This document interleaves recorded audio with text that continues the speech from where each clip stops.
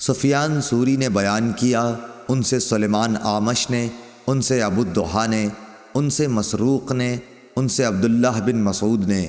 دوسری سند ہم سے عثمان بن ابی شیبہ نے بیان کیا، کہا کہ ہم سے جریر بن عبد الحمید نے منصور بن مسعود بن معتمر سے بیان کیا، اور ان سے ابو الضحیٰ نے، ان سے مسروق نے، انہوں نے بیان کیا کہ ہم عبداللہ بن مسعود رضی اللہ عنہ کی خدمت میں بیٹھے ہوئے تھے۔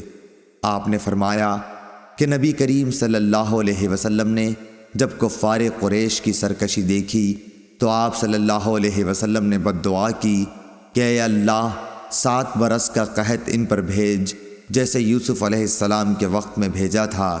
چنانچہ ایسا قحط پڑا کہ ہر چیز تباہ ہو گئی اور لوگوں نے چمڑے اور مردار تک کھا لیے۔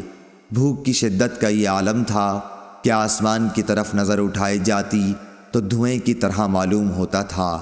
آخر مجبور ہو کر ابو سفیان حاضر خدمت ہوئے اور عرض کیا کہ اے محمد صلی اللہ علیہ وسلم، آپ لوگوں کو اللہ کی اطاعت اور صلہ رحمی کا حکم دیتے ہیں، اب تو آپ ہی کی قوم برباد ہو رہی ہے، اس لیے آپ خدا سے ان کے حق میں دعا کیجئے۔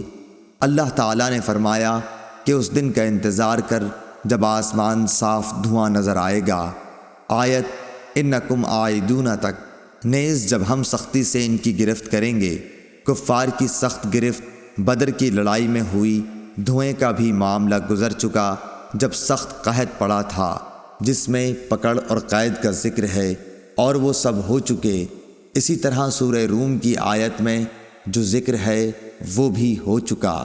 صحیح بخاری حدیث نمبر 1007۔